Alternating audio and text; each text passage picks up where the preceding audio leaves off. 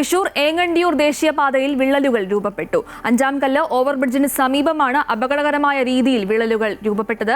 സംഭവത്തിൽ പ്രതിഷേധവുമായി നാട്ടുകാർ രംഗത്തെത്തി. നേരത്തെയും പ്രദേശത്ത് വിള്ളലുകൾ രൂപപ്പെട്ടിരുന്നു. ചേറ്റുവ ഭാഗത്തു നിന്നും വാടാനപ്പള്ളി ഭാഗത്തേക്ക് പോകുന്ന ദേശീയപാതയിലാണ് വിള്ളലുകൾ രൂപപ്പെട്ടിരിക്കുന്നത്. പഴയ വിള്ളലുകൾ ടാറൊഴിച്ചടച്ച രീതിയിലും സമീപത്ത് നീളത്തിൽ പുതിയ വിള്ളലുകൾ രൂപപ്പെട്ടതായും കാണാം.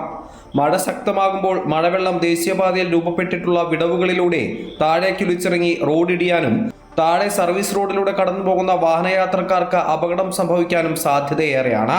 മഴവെള്ളം ഒലിച്ചിറങ്ങി റോഡും ഏകദേശം 20 അടിയോളം ഉയരമുള്ള കോൺക്രീറ്റ് ഭാഗങ്ങളും ഇടിയാനും സാധ്യതയുണ്ട്. റോഡിലെ വിള്ളലുകൾ വലിയ ഭീഷണി ഉയർത്തുകയാണ്.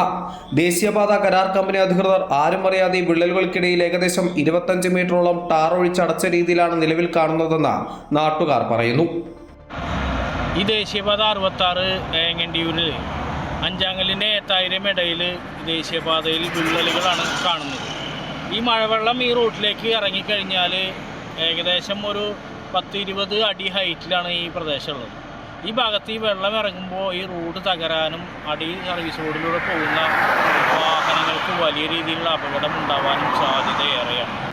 ദേശീയപാത കരാർ കമ്പനി ഇത് പരിശോധിച്ചിട്ടുണ്ടോ എന്നുള്ളത് സംശയമുണ്ട്.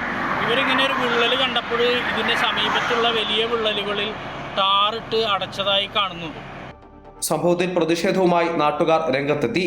ദേശീയപാത അതോറിറ്റിയും റോഡ് സേഫ്റ്റി വിഭാഗവും അടിയന്തരമായി ഇടപെടണമെന്ന ആവശ്യം ശക്തമാവുകയാണ്. അമൃത ന്യൂസ്, തൃശൂർ.